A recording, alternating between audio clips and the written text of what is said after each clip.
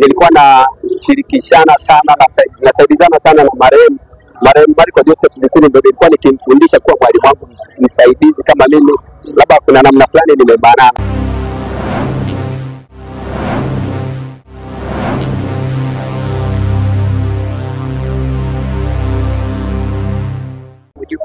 Ile nyimbo ilichukua muda gani mpaka kamilika, kwa sababu imekuwa ikitumika sana hususan kwenye masuala ya misiba, hususan masuala ya sana. Hii nimeniuma sana. Ilikuwa ni nyimbo ambayo nimeandika mimi mwenyewe na haikutumia muda mrefu, kwa sababu niliandika katika kipindi ambapo ilikuwa ni kipindi cha msiba. Kwa hiyo sio nyimbo ambayo ilitumia muda mrefu sana. Makadirio ni kama tu labda masaa 2 hivi au saa 1.5. Ndio. Sasa kama mwandishi au ndio mwandishi mkuu wa nyimbo? Kwamba wewe ndio mwandishi mkuu wa nyimbo ya ile? Yeah, ndio. Sasa umesema uliandika wakati wa msiba, ilikuwa na mtu tupe iskeni simple hizo sana nyimbo kwa pamoja na hiyo ama ilikuwa kwa ndio nimeelewa sana. Ilikuwa ni nyimbo ambayo niliandika kwa ajili ya kumwenzi mwimbaji mwenzetu na mwenyekiti wa kundi la Zablon Singers, marehemu Marco Joseph Bukuru. Kwa hiyo ilikuwa ni wimbo kwa ajili ya kumwaga mwenzetu. Na pengine inapokuwa sasa inatumika sana kwa serikali hapo msiba inapokuwa inatokea, ni kama kundi tena hasa tunachukua kimoja cha kila mbali, wewe ndio unalipa sababu ya kwa upande wangu ninaona amani, kwa sababu bado pia inanitengenezea yale mazingira kuendelea kukumbuka kwamba tulikuwa na huyu mwenzetu, na hii ndio nyimbo ambayo tulimpa kama kumwaga, lakini mpaka tofauti na yeye sasa kutumika kwa upande wake binafsi, bado hata watu wengine pia imegeuka kuwa mbaraka kwao. Jambo lolote ambalo lilikuwa liko upande wako peke yako lakini linageuka kuwa mbaraka kwa watu wengine, hilo ni jambo la kulifurahia pia. Na kupitia hiyo nyimbo yenu pengine kuna mafanikio kiasi gani ambayo umeyapata kupitia nyimbo yenu? Tunafahamu kwamba miongoni mwa nyimbo ambazo huwezi kufanya kwenye show ambayo tukiwa ibada yake kwa msiba ambazo kuna misiba na vingine. Pengine kama nyinyi sasa imeinua kiasi gani na umefaidika na kama kuna siwezi kusema kama imetuinua sana, lakini ni nyimbo ambayo imeenda viral sana. Hicho inaweza nikakiri.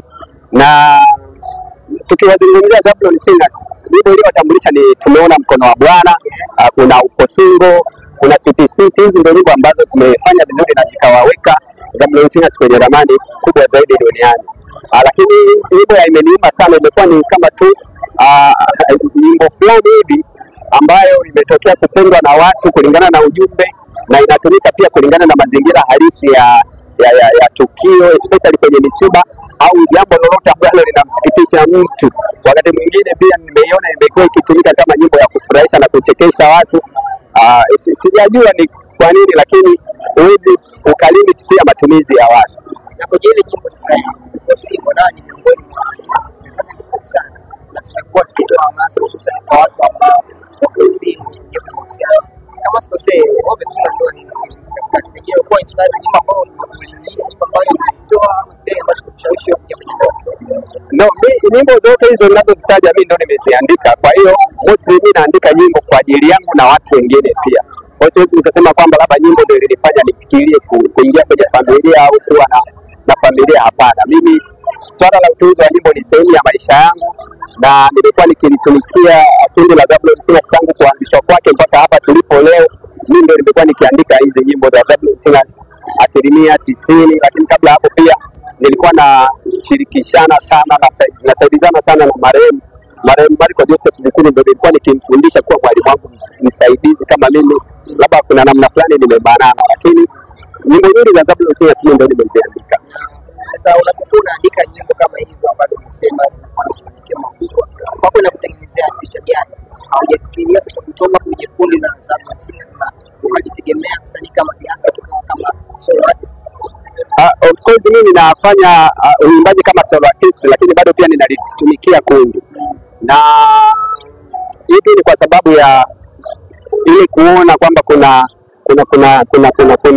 benki nyingi, kuna benki kubwa ya nyimbo ambazo nimekuwa nazo kwenye kundi, lakini bado pia za kwangu binafsi. Kuna kipindi unaona kwamba okay, hii nyimbo ni kama inalifaa kundi, tunaiweka kwenye kundi, lakini kama ninaona ni nyimbo ambayo nikisimama nayo mimi binafsi inakaa kwa ukubwa zaidi, hivyo ndio nimekuwa nikifanya.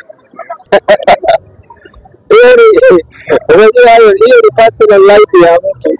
Alafu ngoja nikwambie ndugu yangu, mambo ya ndoa kila mtu ana deli nayo kulingana na namna wanavyoelewana na partner wake.